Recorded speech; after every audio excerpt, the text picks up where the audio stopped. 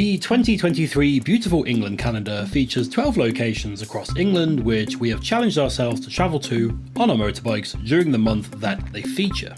Our destination for August was the tiny village of Castle Combe in the southern Cotswolds, specifically what seems to be the Cotswolds equivalent of the fork in the road in Rothenburg over in Germany. This place isn't too far away from our home near Leicester, so this would just be a long day out rather than spending the weekend away.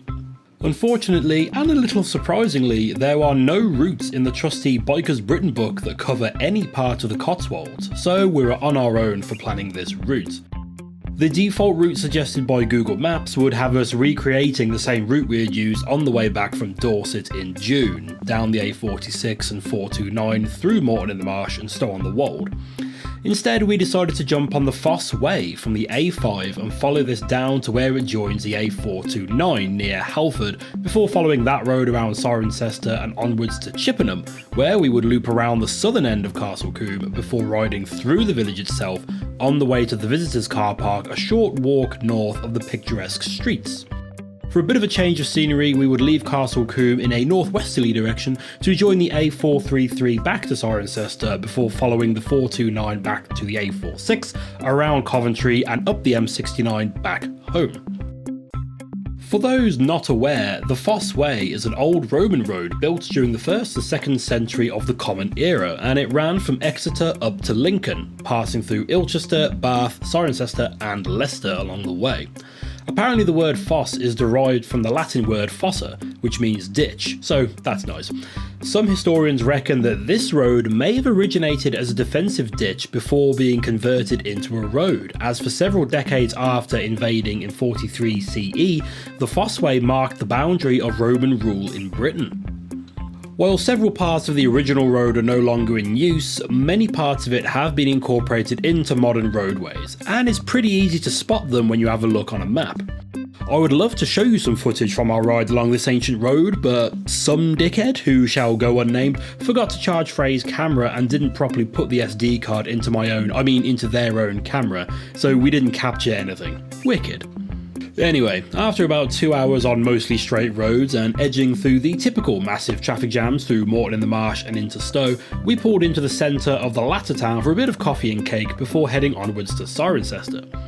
On our way back from Dorset in June, the road between Chippenham and Cirencester was the biggest slog of the weekend, mostly because we were stuck behind overly cautious and unpredictable drivers.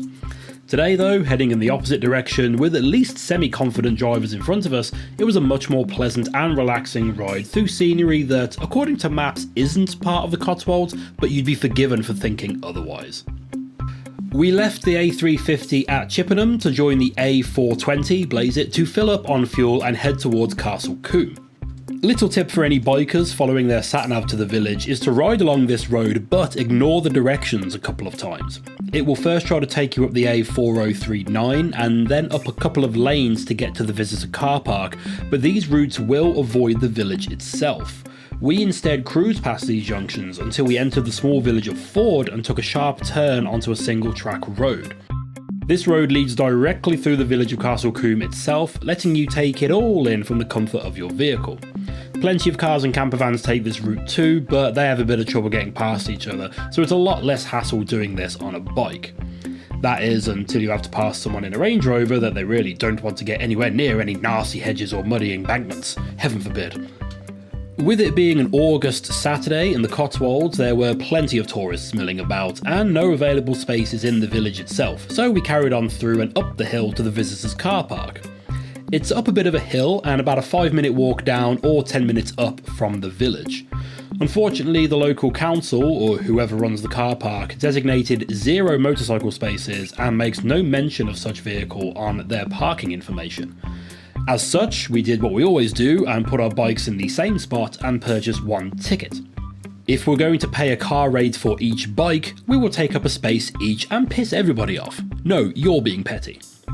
Anyway, after a short walk down the hill, we found ourselves in the village, and it didn't take us long to find our desired location, partly because we'd just ridden past it, and because the whole village is on one road, so it's pretty easy to find what you're looking for. What isn't easy to do is to line up the shot you're trying to recreate without having the calendar photo as a reference. It turns out that some dickhead, who will again go unnamed, forgot to take a photo of the calendar before heading out. Still, they had a good idea of what angle the photo was taken from, so we used some wide lenses with the intention of cropping them later on. The angle isn't quite right and there's a bit of extra greenery there now, but otherwise I think this lines up pretty well. Not long after taking the photo, it started to rain pretty substantially. We shuffled up the hill back to the bikes and got ready to leave, and the rain just happened to stop just as we were setting off. We followed the B4039 and 4040 along to the A46 and jumped on that for a bit before coming off on the A433. Shortly after joining this road, we pulled over to have a look at this huge gatehouse looking thing on the side of the road. There's not a lot of information specifically about this structure that I could find online, but it's called the Wiltshire Lodge and is part of the Badminton estate. Badminton House, which sits within the grounds of the estate, was purchased in 1612 by Edward Somerset, the 4th Earl of Worcester. This gatehouse looks more recent than that, so I imagined it was named after this chap. You can't see it in any photos we took, but the house is visible from the gatehouse, but only just. This is understandable when you find out the Badminton estate is made of 52,000 acres of land, which must be an absolute bitch to mow.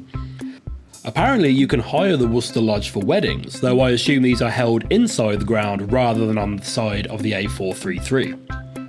We hit the road again back towards Cirencester, inadvertently passing through yet another picturesque Cotswolds town, this time being Tetbury, where we had stopped for a break on our way down to Cornwall back in 2019. Before long, we'd rejoined the roads we'd used earlier in the day, and we soon realised that we hadn't had any lunch and it was close to dinner time. We decided to try the pub at the Foss Bridge, which sits at the bottom of a steep dip in the road between Stow-on-the-Wold and Cirencester. Unfortunately, they don't serve food until 6 PM, and even then they were fully booked, which is a shame because it seems like a really nice pub with a nice firewood smell when we walked in.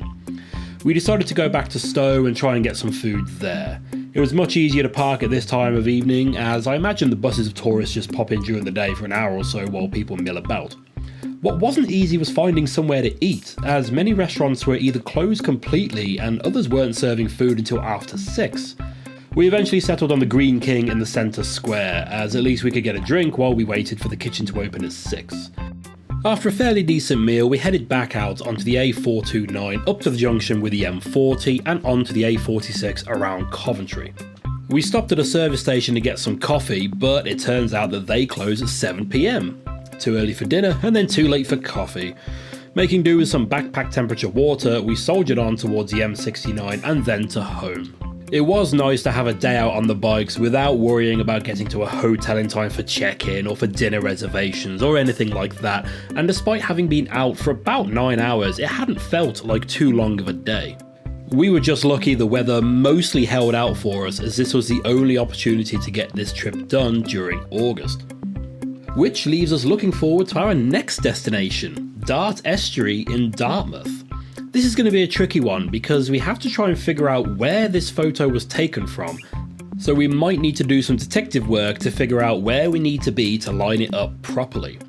If you want to see how well we do, then please do subscribe to the channel and hit the bell icon to get notified of when that video goes up. And as you're still here, please do give this video a like. I mean, you watched the whole thing, so you must have liked it a bit, right?